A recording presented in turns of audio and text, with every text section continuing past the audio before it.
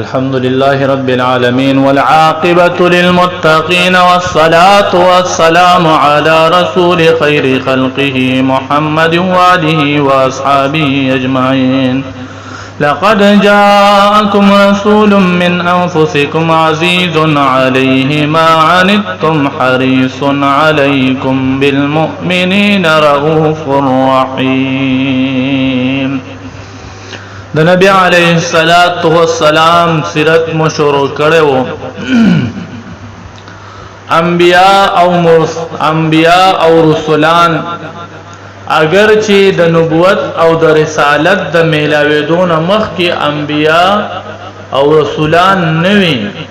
خو لیکن د الله جل جلاله اولیاء او صدیقین ضرور وي،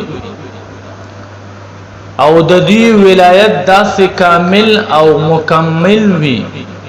چې د لوی اولیاء او صدیقین د هغې ولایت را واخلي. د دوی د ولایت په نسبت داسې وي لکه د سمندر او یو خوا یو قطره اوبه، داسې په نسبت دی. لکه د ابراهیم علیه السلام په باره کې الله جل جلاله فرمایي ولقد آتینا ابراهیم رشده من قبل وكنا به عالمین. دا ورنګه د یوسف علیه السلام په باره کې هم الله فرمایي وإلا تصرف عني كيدهن أصب إليهن. الله تعالی جل جلاله د یحیی علیہ السلام فبارک فرمائے وآتیناه الحکم صبیا وحنانا من لدنا زکاة وکان تقیا. دین علاوه ډیر داسې دلائل شته چې انبیاء د نبوت او د رسالت نه مخکې اعلی درجه اولیاء او صدیقین وي. نو دا غرانګي نبی علیہ الصلوۃ والسلام هم د افتداء نه د شرک او د بت پرستینا او د تمام د شرک د تور طریقونه بالکل صفا ستراو. حضرت علی کرم الله وجهه نے روایت دے نبی علیہ الصلوۃ والسلام تماو فرمایل چې آیا تاسو چرته د بت عبادت کړې ده؟ نبی علیہ الصلوۃ والسلام فرمایل چې نه، ما چرته د بت نه سوال چې دینه دا نه کړي،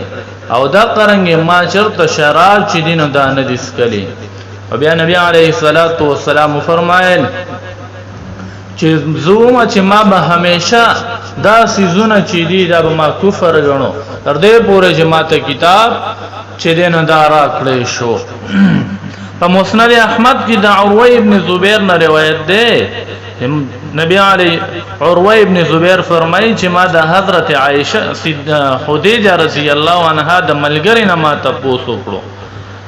غیره تو فرمایل چې نبی علیہ الصلوۃ والسلام یو ورځ خدیجه رضی الله عنها ته ویل او ما واوریدل چې په الله مې قسم وی چې ما چرته هم د لات او د عزا عبادت چې دین د امانه دي کړي.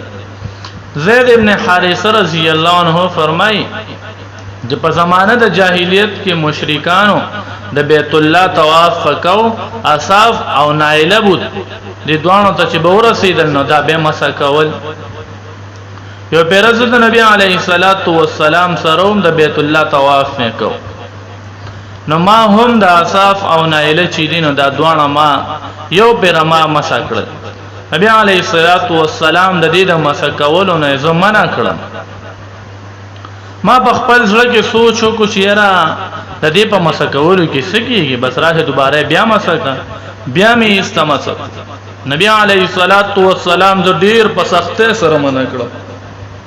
دا څه مکوا. نو زید فرمایي په الله مې قسم وی چې د دین پس کله هم معبود ته چې دین لاس نه دی لګول، تر دې پورې چې نبی علیہ الصلوۃ والسلام ته الله جل جلاله نبوت او رسالت چې دین دا ورکړو. حضرت علی کرم الله وجهه الکریم نو روایت ده چې ما د نبی علیہ الصلوۃ والسلام نو اوریدلې دي چې ما د جاهلیت ته هیڅ یو خبره خیال چې دین دا نو راغلی، صرف د دو خبرو خیال مې راغلو او الله جل جلاله هم پاغه کې هم بچ کړو، موضوع محفوظ ساتلو. یو شپه ما خپل ملګری ته وویل چې ما سره به هغه چیلې چې دین دا سره ولې چیرې ته د دې چیلو خبر اخلا او زما کې ته زم ال کې د خلکو نه قصې اورم او بیا راځم تا ته به ووایم دې چې کله مکه ته داخل شوم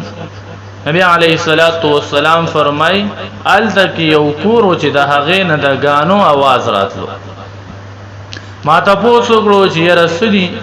نو معلومه شو چې د پلان کې سړي د دوی واده دی بزر مو کېناستم چې کېناستم فورا ما ته خوب راغی او الله جل جلاله زما په غوګونو باندې داسې مهر ولګو غوې چې ما اړو سوان اوریدل تر دې پوری ودوم چې کله د نور د شواګان زما په مخ ولګي د نزل دغه د وجه نبی را بیدار شوم را پاسه د مو د خپل ملګری خواته لاړم ملګری چې می تاسو کړو چې لکه سدي ولیدل ما ته فرمایل چې ما خو یسم نه دی لیدل او د خپل خوب واقعیا چې دنو دا مو ته بیان کړه په دویمه شپه بیا به دې اراده سره لاړم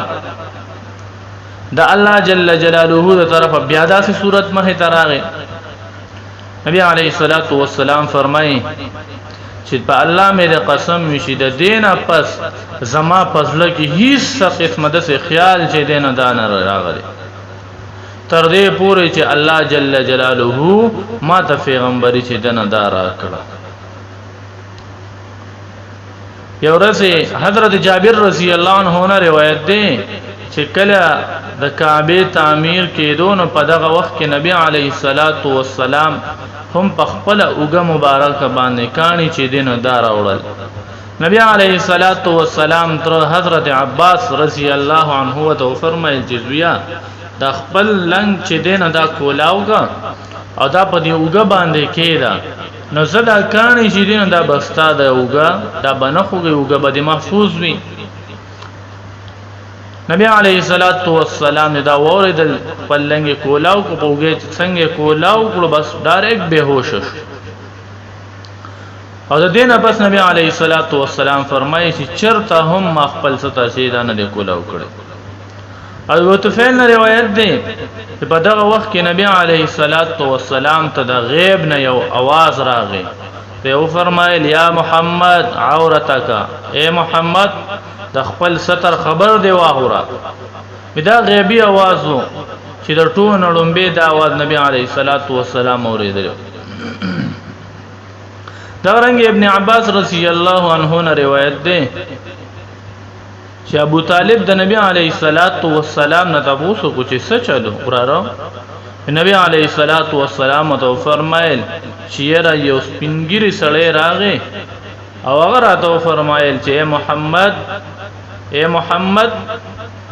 یا محمد عورتک اے محمد خپل ستر عورت چې دینه تا پټ کا یواره قریشو روټه کړي او زه باغی کې وی ملمشم روټه تیار وا په دې مجلس کې وی زید ابن عمر ابن نوفل چې دینه دا هم ناستو نبی علیه الصلاۃ والسلام د دې د خوړلو نه انکار وکړو نبی علیه الصلاۃ والسلام انکار وکړو نو زید نه هم انکار وکړو او ویل چې را زه د بوتانو په نوم باندې چې کم یو زناور د ذبح شي ځاغ نه خورم ویزو سره هغه خورم چې کم د الله جل جلاله په نوم سره ذبح شي او زید ابن عمر ابن نوفل به قریش ته داویل چې چيله یا وح یا غوي دا د الله فیدا کړی دی لہذا دا د الله په نوم باندې دیتا غیا ور کوي او بیا دا د الله جل جلاله په نوم سره ذبح کوي